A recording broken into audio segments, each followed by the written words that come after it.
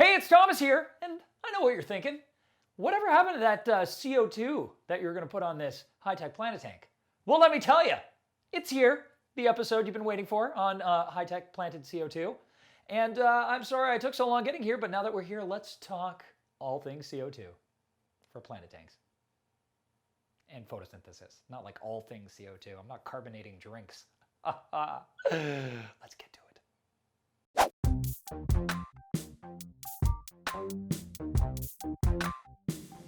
CO2 is a key component of photosynthesis. During the day, plants use energy from the sun along with water and CO2 to create or synthesize sugars that they can use for energy and growth. So without adequate CO2, no matter how much light or nutrients you're providing your plants, they may not be able to use very much of either of them. This is why aquariums with high light demanding plants implement injected CO2 so that they get enough to grow and look beautiful. So there's a couple of ways to implement CO2 in your tank. One way is the DIY method, which uses sugar and yeast. You basically stick it in a bottle, run a piece of tubing out of it, goes into the tank with a diffuser, and the yeast consumes the sugar as a food source, produces the CO2, and it goes into the tank.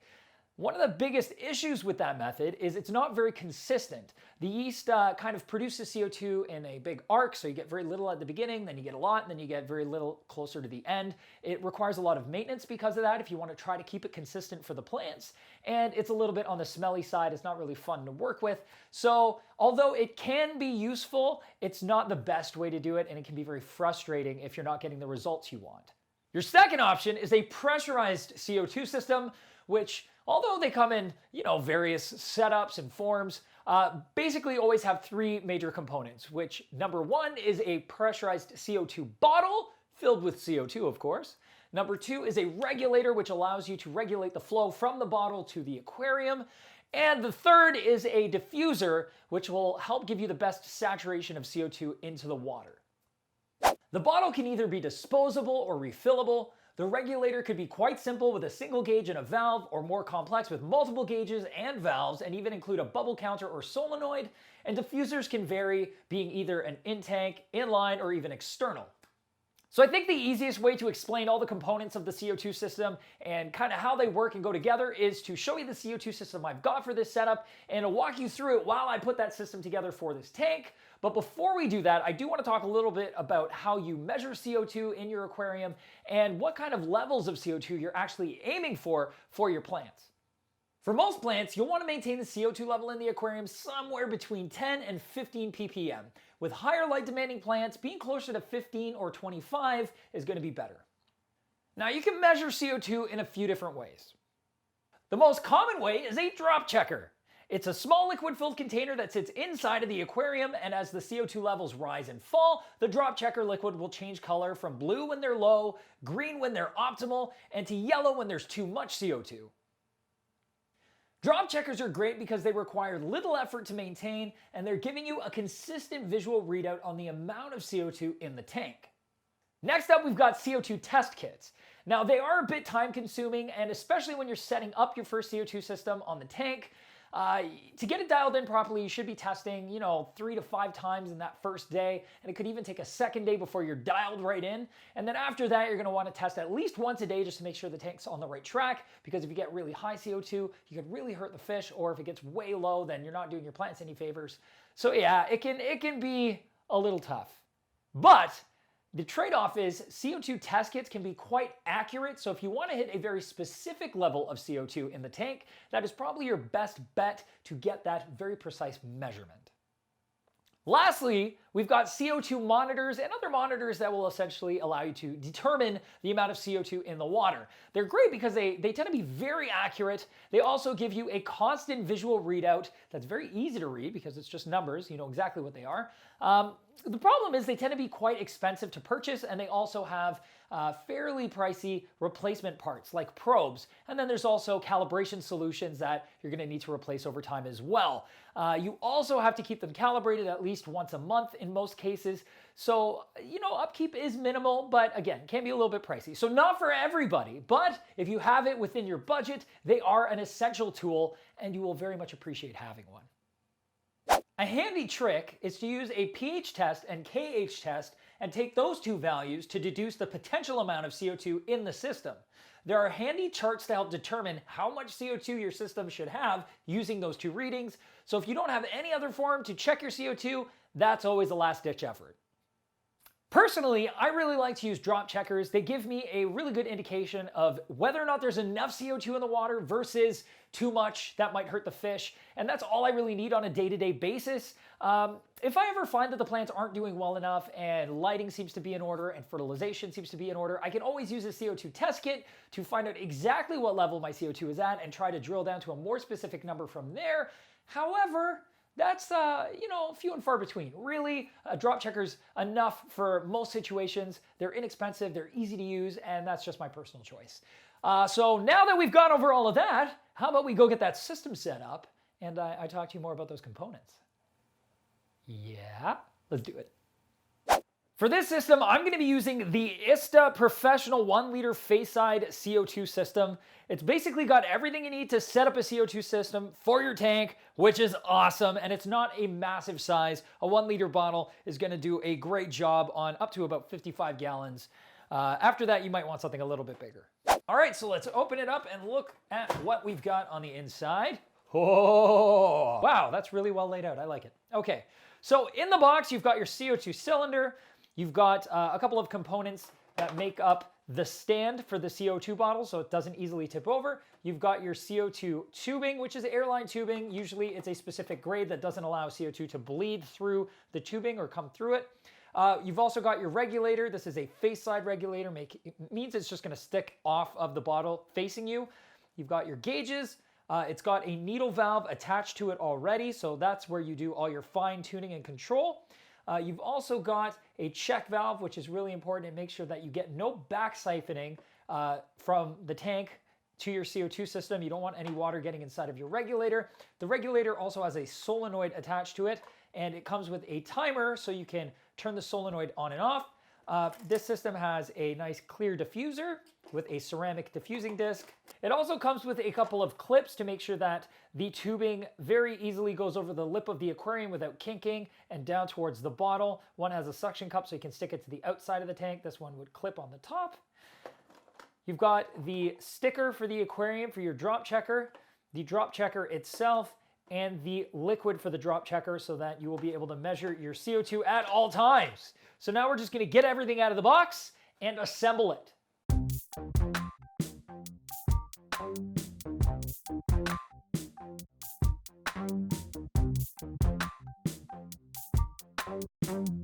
So the first thing I'm going to do is just lay the bottle down here, and I'm going to attach the regulator to the bottle. So just make sure that on the regulator inside here, the O-ring is still present. Sometimes in shipping, it'll bounce around. It could get knocked out and be floating around in the box somewhere, which is why I took the big white part of the box out, just in case that was missing. It's in there, so I'm going to attach it now. This is just a big nut, essentially, that I'm going to use to screw the regulator onto the face of the CO2 bottle.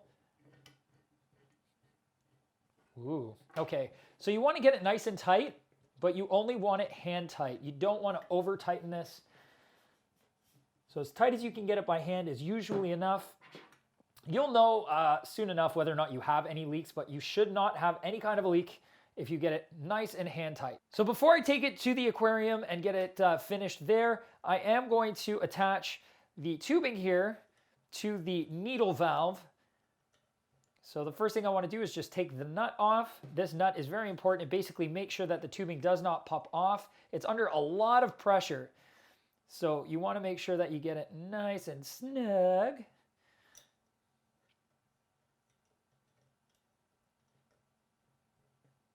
Again, you just want to do it hand tight. You don't want to get it on there with pliers and get it too tight or strip it by accident or mar it up. So that's on there snug. The next thing we want to do is take this to the tank and finish the setup there so we can get all the measurements for the tubing we're going to need and attach the remaining components. So let's go do that. So first thing, I'm just going to rest this on the floor here. I actually don't mind it being right out in the front. It puts it in an easy place to do any kind of maintenance or adjustments on it. And frankly, I kind of like that the components are gray and silver and stainless steel like everything else on the system. So what I want to do is just run the line from the regulator here up to the tank and over so that the diffuser is going to be sitting in the tank where it should be, and I'll obviously trim the tubing up so that it's perfect. You want to make sure that you're not crimping it at the bottom here. You need a little bit of slack. You don't want to cause any issues with the CO2 flow. So another thing is you want to try to get the diffuser low in the aquarium so that the bubbles have as much contact time with the water before they reach the top. Basically, the way a diffuser works, like this one, a ceramic diffuser, is it takes the CO2 and chops it up into tiny, tiny, fine little bubbles, meaning that the amount of CO2 going into the tank has a very great surface area and has a lot of contact with the water for as much diffusion of the CO2 into the water as possible. That way you saturate the water as best as you can with the amount of CO2 that's going through the tank. Once those bubbles hit the surface and pop, whatever CO2 was left goes kind of off into the room, which usually when you're using something like this isn't very much, but there may be some residual, nothing crazy.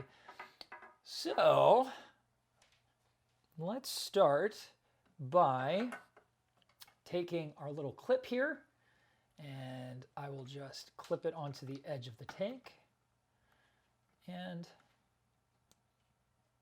just feed the tubing into it. I love these little clips that they provide. I believe you can also buy them separately if you've already got a system and you just want to clean it up. There we go. Brilliant. I'm also going to want to install the check valve, which should have a little indicator of which way the airflow goes. Yep, there's the indicator. Goes this way.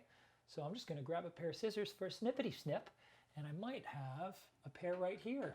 Oh, look at that. Now I'm going to put the check valve up here where I can see it, as opposed to down by the floor.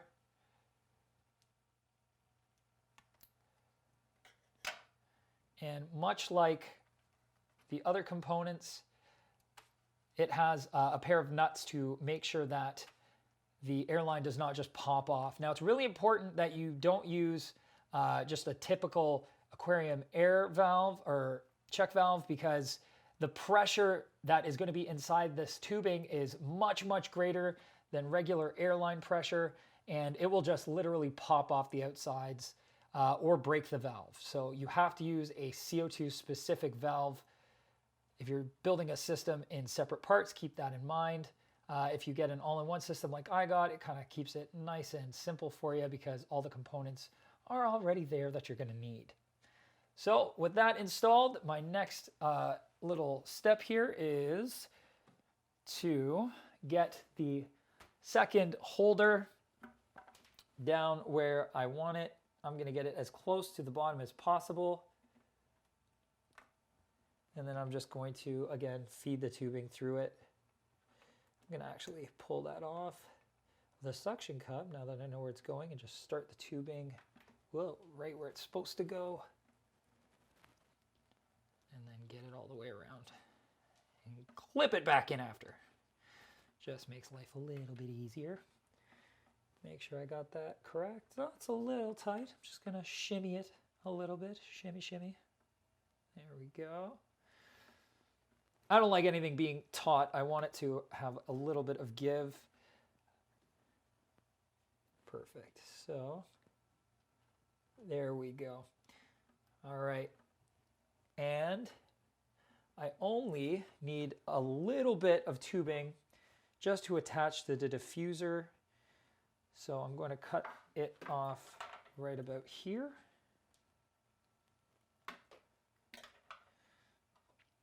And attach the diffuser.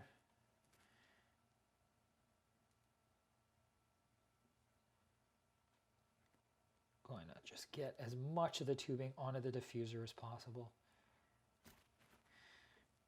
without throwing the diffuser halfway across the room.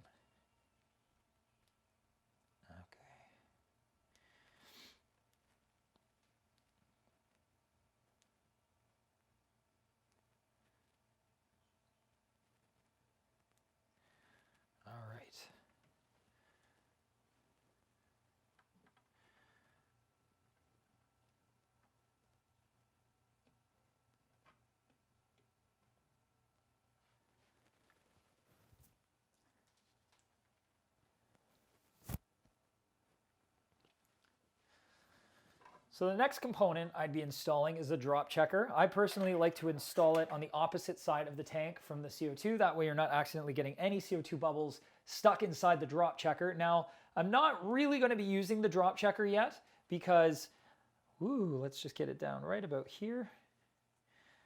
Because I don't have any water in this tank and I don't have any plants going in it just yet. And even when I do have plants going in, this is just a nice little vinyl, static cling vinyl, so it kind of just sticks right to the tank without any adhesives, which is fantastic. So a couple of reasons I also really like this ISTA system is, number one, it's got a refillable bottle. I'm a huge proponent of refillable bottles. If you have a local place that you can refill CO2, there are usually pressurized gas companies you can go to, or even a local brewery, hobby brewery place where they give you components for brewing your own beer. They'll usually have compressed CO2 as well. It's a lot better in terms of waste management. You're not throwing away little metal bottles.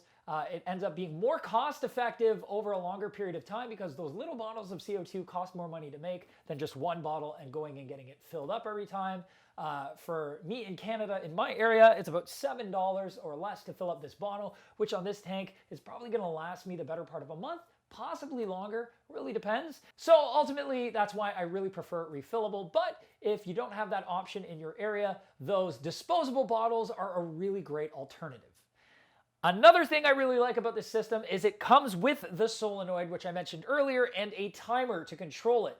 Now, one thing you may not know is that plants at night do not uptake CO2 and produce oxygen. They almost respirate in reverse. So you will quickly build up CO2 in the tank if you do not turn down the regulator manually or have a timer to turn that solenoid off at night so that when the lights shut off and the plants are no longer photosynthesizing, you can just make the CO2 stop happening. That way you're not wasting CO2 that the plants can't use and potentially endangering your fish because CO2 levels could rise to a dangerous level. So I also really like that about this system. All in all, it's going to be very easy to implement and regulate this kind of a setup.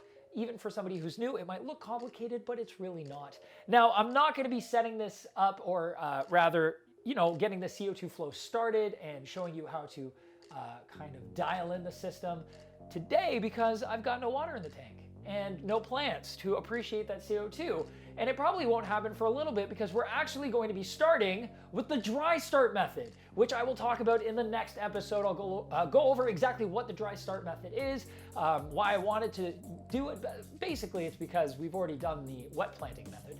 Why not try the other one? It actually works really well for carpeting plants, which we're doing in this tank. So more on that later. I really appreciate you guys watching this video. I hope you enjoyed it and found it very useful and full of information that you were looking for. If you have any questions though, drop those down in the comment section below. You can also reach out to us on social media like Facebook. You can also check out our Instagram where we've got all kinds of beautiful eye candies for you of the aquatic variety.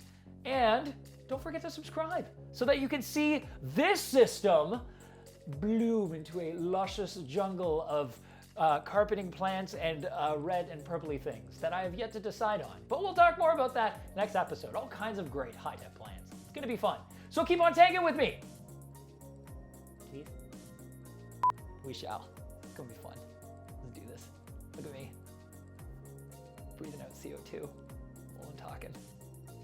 So on topic. CO2 is a key component for photosynthesis. Plants, yucky, yucky, yucky rubber ducky.